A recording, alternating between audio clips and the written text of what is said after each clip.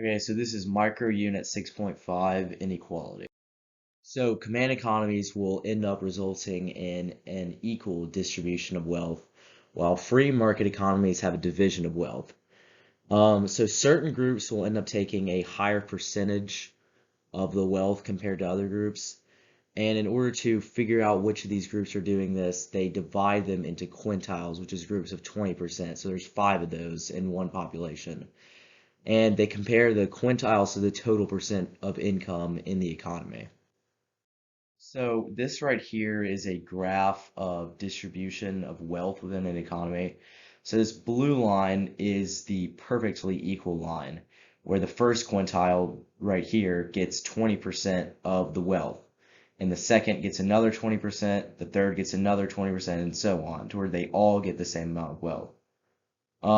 And that would be what a command economy, their graph would look like this.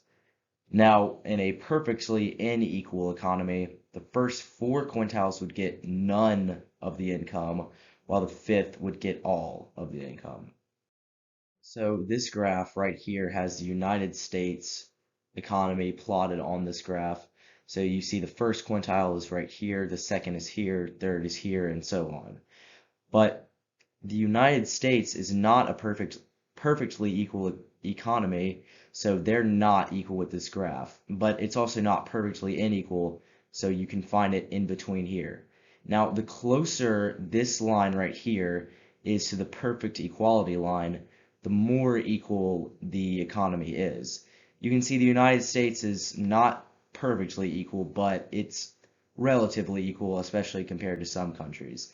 And this curve right here is known as the Lorenz curve. So if we want to be able to actually measure the inequality in a country, we have to find what's called the Gini coefficient. Now, the formula for the Gini coefficient is A over A plus B. A is the area between the Lorenz curve and the perfect equality line. B is the area of this whole right triangle minus A. So let's say that a country has an A value of 0.3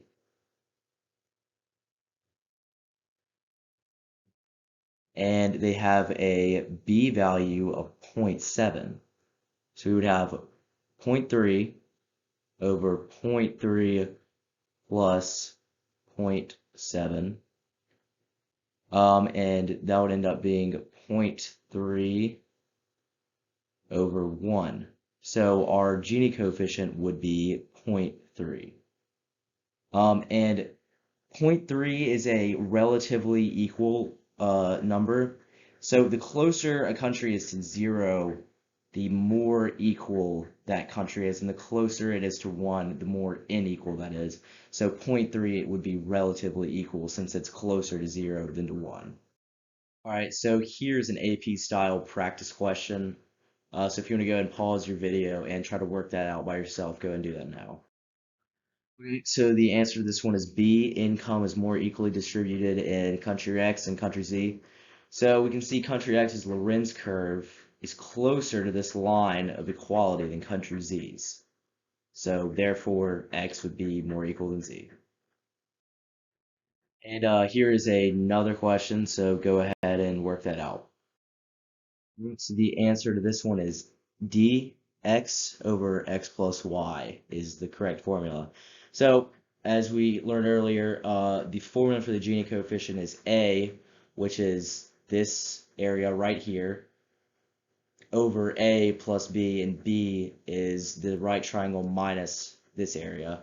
So if we go ahead and translate those variables over to this, we would get X over X would be A and Y would be B.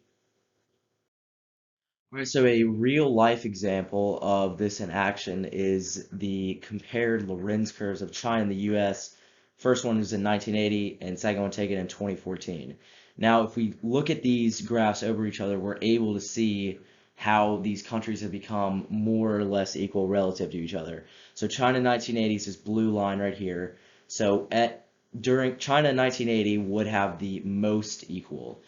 US at this time was slightly less equal. You can see their curve is a little farther down than China's. But as we get to 2014, and we know that China became a much bigger power and a much bigger capitalist power, they have become more unequal.